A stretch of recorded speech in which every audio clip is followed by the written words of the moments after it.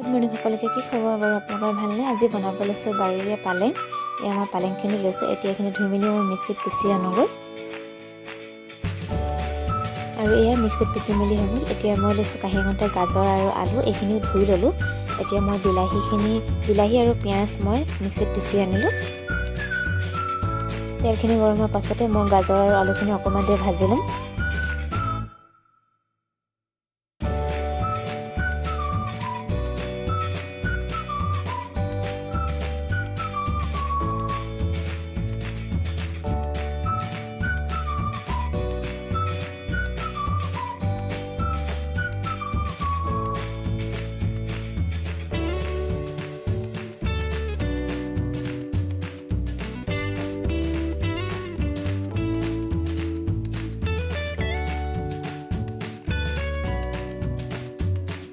এইখিনি অকণমান ভাজি লোৱাৰ পাছতে মই এতিয়া কাঢ়ি লৈছোঁ।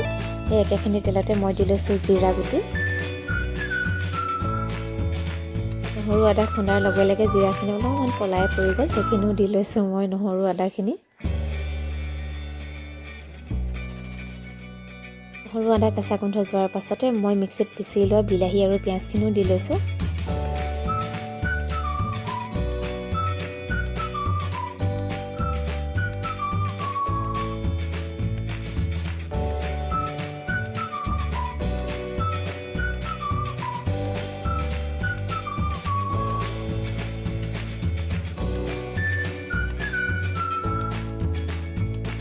এতিয়া মই প্লেট এখনতে নিমখ, হালধি, চব্জি মছলা, তাৰপাছত আমচুৰ পাউডাৰ সেইবিলাকে দি লৈছোঁ। মছলাও আছিলে।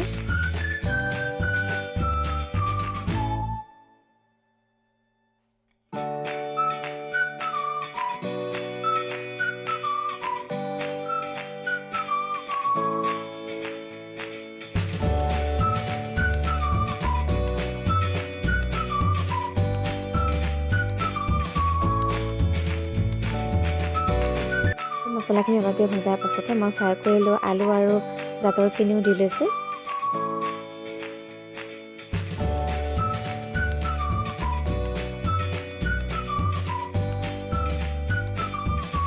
গেছটো এটা মিডিয়াম কৰি পিনি লৈছোঁ। তাৰ পাছতে মই মটৰ কেইটামান গুচাই লৈছিলোঁ, সেইকেইটাও দি লৈছোঁ।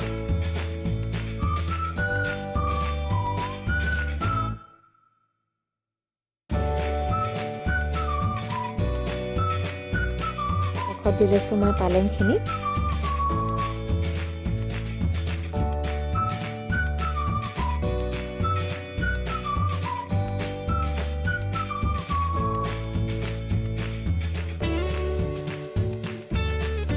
খিনি অলপ অলপ সিজি গৈছে আৰু অলপ দেৰি মই সিজাই লওঁ।